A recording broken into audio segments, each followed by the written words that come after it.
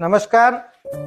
सार्वजनिक हित हेतु राज्य सरकार द्वारा प्रस्तावित रावतबाटा तहसील के श्रीपुरा गांव के समीप ब्राह्मणी नदी पर प्रस्तावित ब्राह्मणी बैराज, जो कि लगभग 800 करोड़ रुपए की लागत से बनने जा रहा है, विकास के नाम पर खड़े इस प्रोजेक्ट ने ग्राम पंचायत श्रीपुरा एवं ग्राम पंचायत धांगड़मो कला के सभी गांव, जिसमें मूजर कला, मूजर खुर्द, श्रीपुरा, लोठियाना,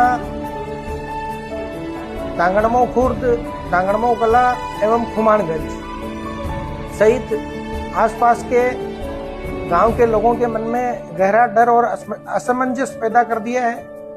कारण साफ है, डूब क्षेत्र का सर्वे तो हो रहा है, लेकिन उसकी रिपोर्ट आज तक सार्वजनिक नहीं की गई है। रावतबाटा तहसील के लगभग 40 गांव काफी वर्षों से धारा 20 की पाबंदियों में जकड़े हुए हैं। इस नोटिफिकेशन के कारण ग्रामीणों की जिंदगी ठहर सी गई है। किसान अपनी जमीन पर लोन नहीं ले सकते, रजिस्ट्री और खरीद फरोख्त पर अघोषित रोक है।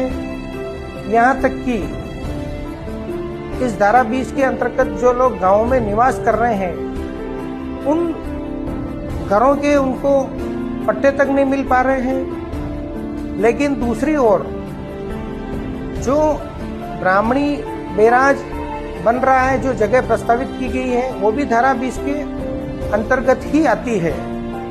सरकार जब चाहे धारा 20 के अंदर निर्माण कार्य करा सकती है, सरकार का कोई भी प्रोजेक्ट लागू कर सकती है, दे सकती। यह दोहरी नीति क्षेत्र के लोगों के साथ खुला अन्याय है। मेरा सरकार से आग्रह है और निवेदन है कि जिस तरह वो धारा 20 के अंदर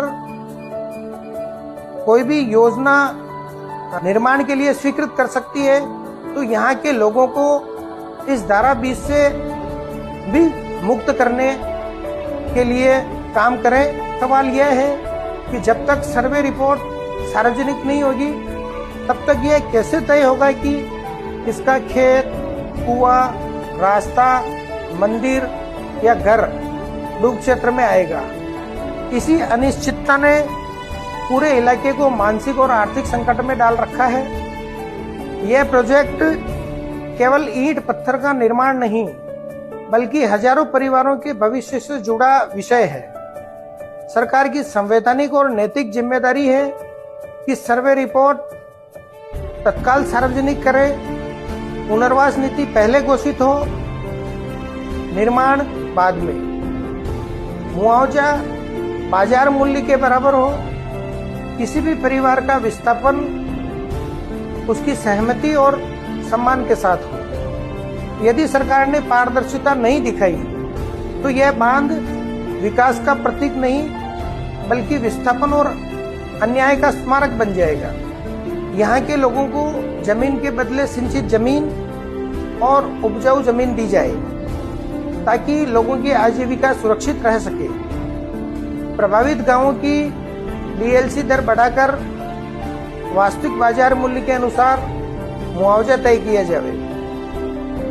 आधार कार्ड, राशन कार्ड के आधार पर हर परिवार को पात्र मानते हुए अधिकतम मुआवजा व विशेष पैकेज दिया जाए।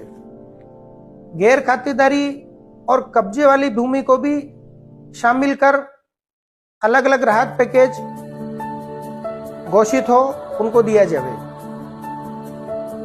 डूब क्षेत्र की अंतिम सीमा तय कर स्थायी चिन्हीकरण हो और सूचना सार्वजनिक रूप से चस्पा की जाए।